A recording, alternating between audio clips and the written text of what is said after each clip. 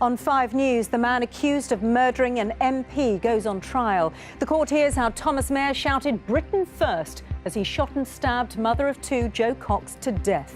The prosecution says the attack was politically motivated. Also this evening, the secret plans to close hospitals. As winter puts more pressure on the NHS, proposals to cut services are still being drawn up. Downing Street denies Nigel Farage could be a go-between with Donald Trump as the next president tries to ease fears. Don't be afraid. We are going to bring our country back, but certainly don't be afraid. Who here has ever received nasty or hateful messages online? 5 News, here's what it's like to be on the receiving end of online bullying. Everyone gets bullied all the time. I think everyone has been bullied at least once in their life. It can bring down your self-esteem, like you don't want to go out into the public anymore because you don't know what they can do, if they can find you or they might target you. And meet the supermoon coming to a sky near you. Hello and welcome to 5 News. I'm Sian Williams. The man accused of killing the Labour MP Jo Cox shouted "Britain first" as he shot and stabbed her, the Old Bailey heard today. On the opening day of his trial, the jury was told that 53-year-old Thomas Maher launched a brutal and cowardly attack on the MP outside her constituency surgery near Leeds in June. He denies murder. Simon Viger was in court. 5 months after her death, the man accused of murdering Jo Cox arrived at the Old Bailey in a prison van. 53-year-old Thomas Maher denies the charges and sat impassively throughout the hearing. Jo Cox's family arrived at court to hear the opening of the prosecution case. Jo was the new MP representing Batley and Spen, the Yorkshire constituency where she grew up. Ms Cox was shot and stabbed in the street after carrying out meetings with constituents at Birstall Library. The jury was told this was a cowardly attack. Jo Cox was attacked from behind and it was a brutal murder. She was shot 3 times and suffered multiple stab wounds.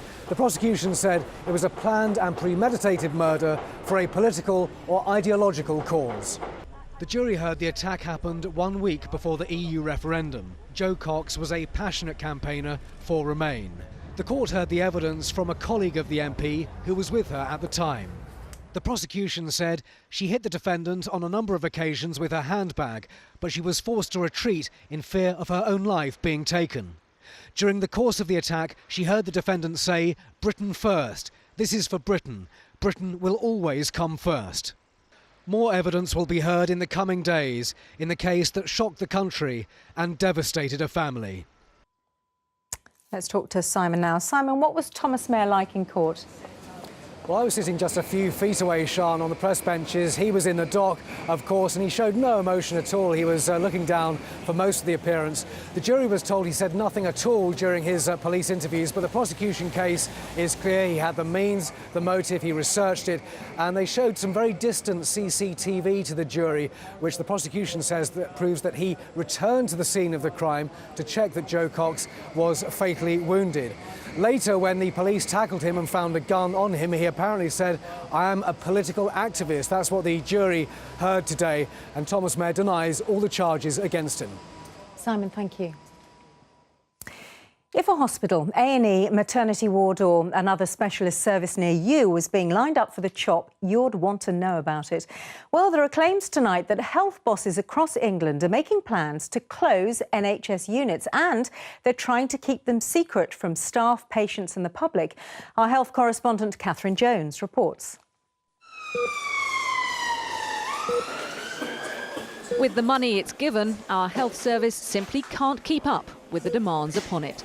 So over the last year, major plans have been drawn up to revolutionise the way healthcare is delivered across England.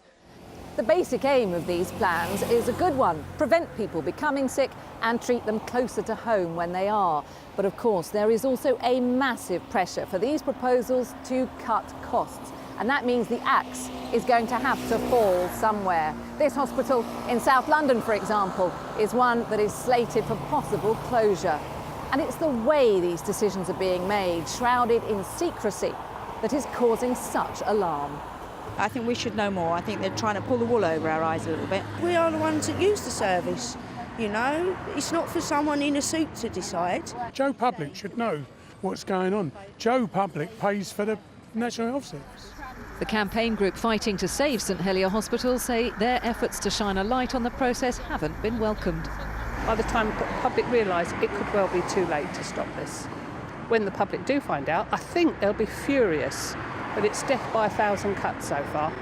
As well as a hospital closure for South London, where else might the axe fall? Well, in Birmingham, the merger of the city's women's and children's hospitals is mooted. In the northeast, Teesside looks likely to lose an emergency department, and at least one A&E in the Cheshire and Merseyside region will be downgraded to a minor injuries unit. But little more is known, as NHS England has insisted local managers keep plans secret until they've been centrally vetted. NHS England has now said it'll allow extra time for public consultation, but the body that champions patients' rights, Healthwatch England, fears this secrecy row may put people off. What must happen is that people stay open on both sides, that the public feels able and welcome to have its say, and that NHS managers and all those people who are doing this thinking about what is essentially the biggest set of changes to our health service, that they stay open and willing to listen. The 44 plans covering all parts of England will be published in the coming weeks, and public consultation will begin in the new year. Only then will it become clear just how much of the NHS's new direction is actually negotiable. Catherine Jones, 5 News. Well, one of the challenges facing our health service is that our own needs are constantly developing. And today that was highlighted with the news that dementia has overtaken heart disease as the single biggest killer in England and Wales. Analysts say it's for a number of reasons, including the fact we're living longer and that doctors are better at diagnosis. Peter Lane has the details. At Auden House Care Home in Manchester, they aren't surprised by today's figures. In recent years, they've seen the change coming. An ageing population and greater knowledge of how dementia's attack on brain cells can cause or worsen a host of conditions means that as we get older, it will be a bigger threat to more of us. The care home owner wants some good to come from this medical milestone. We've seen an increase in the number of residents coming through our door that have some form of dementia, most definitely over the last 10 years. We hope from the publishing of these figures that people will stand up and put more money into research. Let's find a cure, let's find some hope for a cure. Let's understand what's causing it, what better as well. And let's consider those who are living with dementia currently. Last year, more than 61,000 people in England and Wales died of dementia. That's 11.6% of all registered deaths, overtaking heart disease for the first time. And the figure is even higher for women, with Alzheimer's disease and dementia accounting for 15.2% of deaths. I think this really shows the data today that dementia needs to be a high priority for all of us. It shows just how many people are affected by the disease. 1 in 9 deaths now are of people with dementia. This is affecting hundreds of thousands of families across the country, and it really needs to be a priority for research and a priority for services and the NHS. With no cure and science divided on genetic, lifestyle and environmental causes, there is a long road ahead to understand dementia and support the growing number of sufferers. Around 800,000 people in the UK have it. In less than a decade, the figure is expected to top 1 million. Peter Lane, 5 News. A man has been convicted of murdering a police officer and then trying to dispose of his body in a bath of acid. PC Gordon Semple met his killer on a dating app in April before going round to his flat in South London. Stefano Brizzi admitted the killing but claimed it happened by accident while high on drugs. And the founder of WikiLeaks, Julian Assange, has been questioned about a rape allegation from 2010 in Sweden. He says the allegation is false and is politically motivated. Prosecutors paid a visit to the Ecuadorian embassy in London, where he's been living for the past 4 years, fearing extradition. The Prime Minister has been at pains to stress the strength of the relationship between Britain and America today as she prepares for her first major speech about foreign policy. Theresa May was the 10th world leader to be called by the President-elect Donald Trump. Well, the first British politician to shake his hand was the UKIP leader, Nigel Farage. That was an ego trip, not a diplomatic one, at least according to one former minister, while Downing Street says there will be no third person in the relationship, suggesting Mr Farage is not needed as an intermediary. Let's speak now to our chief correspondent, Tessa Chapman, who joins us from Westminster. Tessa, just how rattled is Number 10 about Mr Farage's visit? Well, they would say not at all. The spokesperson was at pains to point out that diplomatic staff have had contact with Mr Trump's team for months, and they talk about that lengthy phone call with Mrs May, during which time Donald Trump extended an invitation for her to visit Washington and said he had high hopes of fostering a relationship like that between Thatcher and Reagan. But it's surely slightly embarrassing for Mrs May. Only hours before Nigel Farage arrived at Trump Towers, she had described him as irrelevant, but there's no doubt which photo people are really talking about from the weekend. Meanwhile, Boris Johnson, the Foreign Secretary, has been talking about the President-elect. Don't forget, in the last year, he has described Donald Trump as betraying stupefying ignorance and said he was unfit to be president. Today, he'd slightly changed his tune. Well, I think there's a lot to be positive about, and it's very important not to prejudge the president-elect or his administration. Donald Trump, as I've said before, is a deal maker. And I think that can be a good thing for Britain, but it can also be a good thing for Europe. And that's, I think, what we need to focus on today. Thank you very much. Thank you. And that's what Theresa May wants to focus on too. She's about to give her first big foreign policy speech. She's going to say change is in the air. It certainly is. Thank you, Tessa. Well, last night, Donald Trump went on television to address the nation that's been divided by his victory. He said he hated to hear about the reports that his supporters had been committing hate crimes, and he asked them to stop. He also appeared to start backtracking on some of the more controversial promises from his campaign, the plans to build a wall and to jail Hillary Clinton. Warren Nettleford was watching. Following Election Day, there were protests right across America. But he really is president-elect. And this is his message to America and the world. Don't be afraid. We are going to bring our country back. But certainly don't be afraid. I want to ask you about the tweet. In his first major interview since being elected, Donald Trump was challenged about abuse from some of his supporters towards minorities. Do you want to say anything to those people? I would say don't do it. That's terrible. Because I'm going to bring this country together. They're harassing Latinos, Muslims. I am so saddened to hear that. And I say stop it. If it helps. I will say this, and I'll say it right to the camera, stop it. So what about his more outrageous election claims? Are you really going to build a wall? Yes. They're talking about a fence in the Republican Congress. Sure. Would you accept a fence? For certain areas I would, but certain areas the wall is more appropriate. I'm very good at this. It's called construction. But on the campaign trail, Donald Trump took an aggressive stance towards Hillary Clinton. Because you'd be in jail. Secretary Clinton. But now she's defeated, he sounds more conciliatory. I don't want to hurt them. I don't want to hurt them.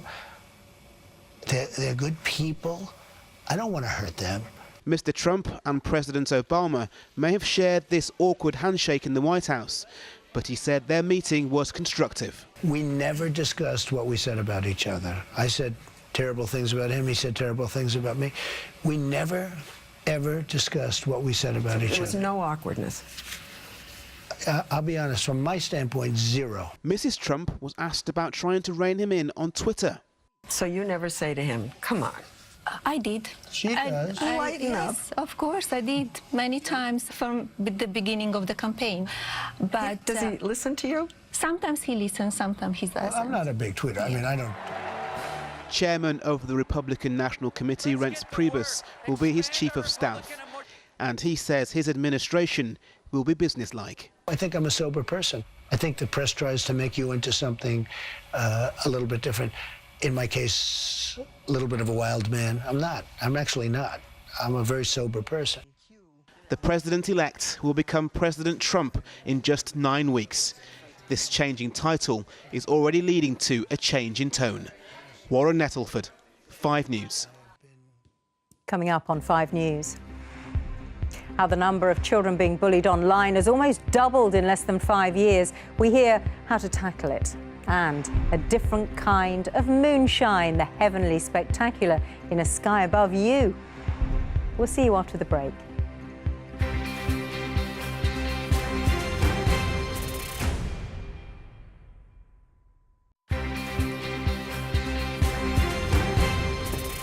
Hello and welcome back. You're watching 5 News.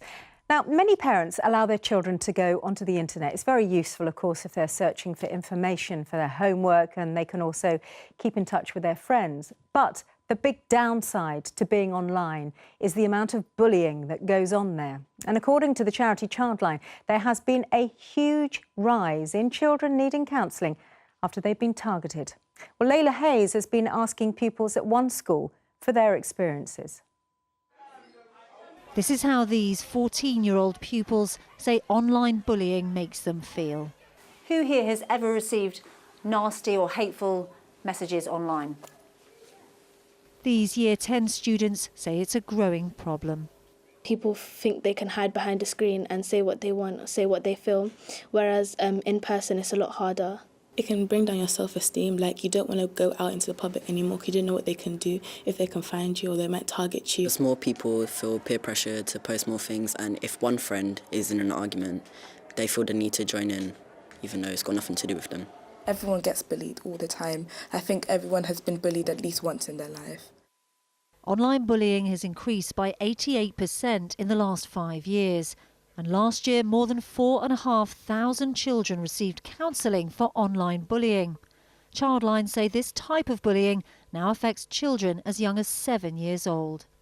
Felix Alexander was 17 when he took his own life after being bullied online. His mum Lucy says parents need to understand the dangers of the internet. Parents don't know what their children are doing. They don't know what online platforms they're using. They're always 2 steps ahead of us. Keep talking to your children, listen to them, find out what they're doing, take an interest, get on Facebook, get on Twitter, get on Instagram and follow it, find out how it works. The teenagers we spoke to said parents and teachers can help. I think they just need to be aware of what's going on and knowing how to support their child if their child is being affected by this. I don't think it's ever going to stop, but it's just the way that people deal with it. And this is how our 14-year-olds would feel if online bullying didn't exist. They say more should be done to prevent it. Layla Hayes, 5 News. Britain's big 6 energy companies are to be investigated over claims they're hiding their true profits. An investigation found the cost of supplying a home with gas and electricity could be well below what families pay in their bills. The industry's representatives say the facts have been misrepresented. And the world is set to experience its hottest year ever recorded. According to the World Meteorological Organization, 2016 is on course to break the record that was set by 2015. The most significant factor continues to be carbon dioxide emissions. Take a look to the sky this evening, and if you're lucky, you might see something pretty spectacular. Astronomers call it a supermoon. That's where the moon passes close to the Earth, appearing especially big and bright. Well, right now, it's at its closest since the 1940s. And as Minnie Stevenson explains, it's already proved quite a sight across the world. Wherever you are, whatever you're doing, just take a moment to appreciate this. A supermoon, so close, you could almost touch it. And tonight, the largest moon in nearly 70 years will light up the sky. In Sydney, this is a taster of what's to come. To the States and in Washington, where moon spotting almost looked like a competitive sport. To us Earthlings, the moon will appear 30% brighter and 14% bigger than usual. Now, it may still sound like a long way, but at 11:21 this morning, the moon was at its closest to Earth at over 221,000 miles away. A full moon is expected to appear at its biggest and brightest since 1948, and you won't see a supermoon like it until 2034. Given the next sighting is nearly 20 years away, you do not want to miss it. So we're consulting the experts at the Royal Observatory, where they've been studying the moon since 1665. So they should know. The great thing about the moon is that it's pretty much visible to anybody, even if you're in a light polluted city. So all you need are clear skies. It often looks most impressive when it's close to the horizon, so when it's rising just around about 6 p.m. But actually, if you can see it in the sky, go out and have a look. The only problem is if it's cloudy, you won't see it. And don't worry if the clouds spoil your view this evening. Experts say tomorrow night there'll be another chance to see it. So plenty of time to get a selfie with the supermoon. Minnie Stevenson, 5 News. But will you see it tonight? Actually, I saw supermoon last night. Eve of supermoon, yeah. The eve of supermoon. Well, it's going to be even more super this evening, Sian. If you have been lucky enough to catch a glimpse of the supermoon and you've taken a picture, send them in to me and I'll show them as I talk to Radmila Topolovic, an astronomer from the Royal Observatory in Greenwich. This, in fact, is the scene over the German capital, Berlin, right now. Hard to tell just how big that is, with nothing to compare it to. I'll also be talking to Sian at 6:30. Lucy Alexander, the mother who you saw in Layla's report on bullying, will be talking about the devastating impact that bullies have had on her family after her son Felix took his own life, and how she hopes to reach other children who might be affected by bullying. Yes, she's doing some astonishing work, actually. I spoke to her earlier too. Matt, thank you very much. So that's it for now. Claire Nazir has the weather next, and she'll be able to tell you about the supermoon. See you tomorrow at 9. Matt's back at 6:30. Bye.